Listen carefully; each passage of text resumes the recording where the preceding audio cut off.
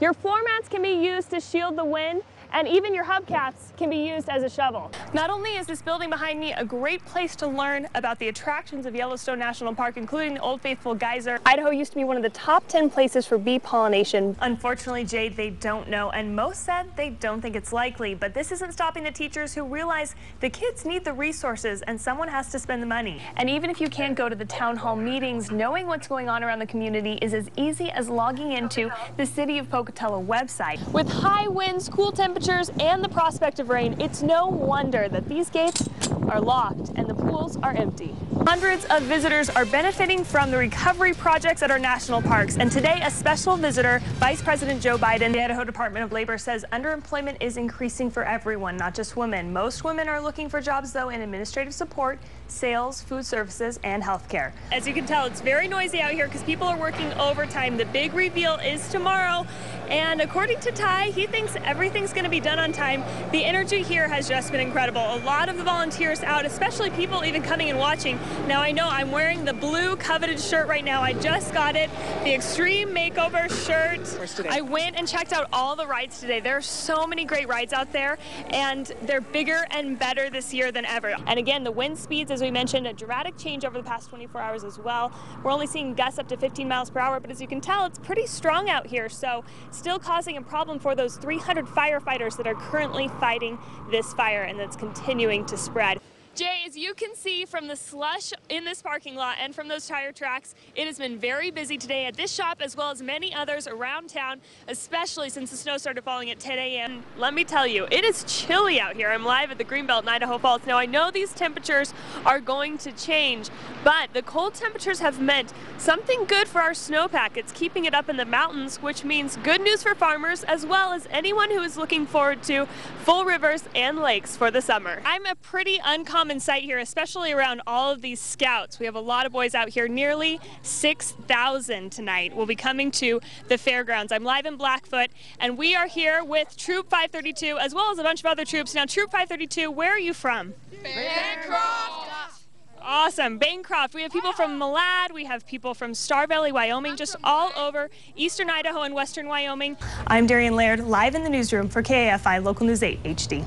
Just overwhelming, Carol. I'm sure you both can imagine having sons of your own, but even more incredible was the support that the Lish family had as they searched, waited, and prayed for their son to return. Here is the moment Mom was waiting for. Logan was carried back to the campground by horseback, which took more than 3 hours after he was spotted by a Forest Service helicopter.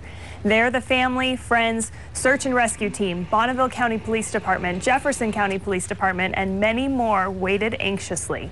The scout troop first lost Logan at 1:30 p.m. yesterday, and when the call was finally made home later last night, the resources that responded for the search amazed the family. For all the hard work and concern that they did in helping Logan get back to us, and, you know, drop the hat they're here. I was especially grateful to be there too as a reporter, to be with these people in a moment of relief, because not all stories like this end happy. Live in the newsroom, I'm Darien Laird for KAFI Local News 8 HD. Construction signs and cones dot the highways of Yellowstone National Park, and all these projects funded by your tax dollar. Today, Vice President Joe Biden came to the park to see how all these projects are coming along. This is sort of the National Cathedral behind me here. And this summer, it is the location of 14 new projects, all in an effort to preserve the beautiful landscape. Biden boasted the success of the Summer of Recovery by starting a national park tour in Yellowstone today. $750 million has been allocated to 250 national parks, and Yellowstone is getting $75 million of that money. It's critical that we get this money because our visitation, not only in Yellowstone, but in the national park system, continues to grow every year. Visitation numbers are not declining. We shattered all records last year with 3.3 million people in Yellowstone, and we know we're going to break that record this year.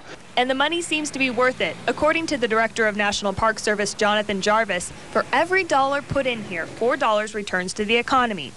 The largest project underway is the Madison Wastewater Treatment Plant, which replaces a system that has been contaminating the environment and degrading the park's water for 50 years. If we were booming at 9% growth, if we had zero unemployment, everything we're doing in this park is worthwhile. It needed to be done anyway. Although Vice President Joe Biden only focused on one project today, his main objective is to preserve this beautiful landscape we all know and love as Yellowstone National Park. I'm Darien Laird in Yellowstone for KFI Local News 8 HD.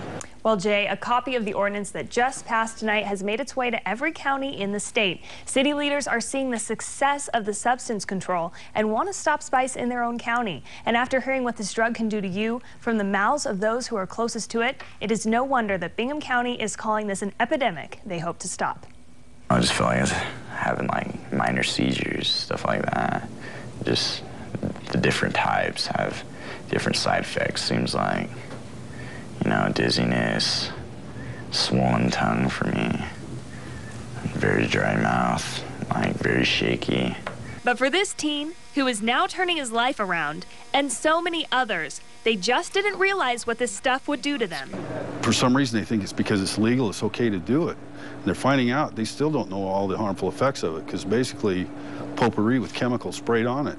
And before tonight, the same substance kept officers with hands tied behind their back. We have no teeth, no tools. Lieutenant Newbold put the pressure on the city when making even routine stops meant he couldn't do a thing. After seeing these kids, what they looked like, they're extremely slow reaction, almost like a zombie state, out driving down the roadway, bouncing back and forth, obviously an extreme hazard, you know, and we pull them over and, you know, we don't know exactly what to do with them. Especially when kids say it feels like this. I thought I was gonna die because we were playing basketball. My mouth was just getting so dry, like I could barely breathe. So the ordinance is in effect. Spice is off the shelves. And off this shelf at Shortstop, even before it was passed on the city level tonight. But even on the first day, customers were not happy. We had a gentleman come in here and he got extremely mad because we took it off the shelf. Kicked the door open, threw his change and his money, and just said, "To hell with this store, I'm never coming back." Fortunately, the stores are cooperating, despite spice being a top-selling item. When we first started selling it, we couldn't keep it in stock. We leave it here and walk out with $50 to $100 worth of spice. It's ridiculous. And now this previous addict is grateful for what his counselor and the community are doing to get spice out. If it wasn't for him and other people like him, you know, this probably wouldn't be happening. You know, it takes a lot for people to realize what it's doing.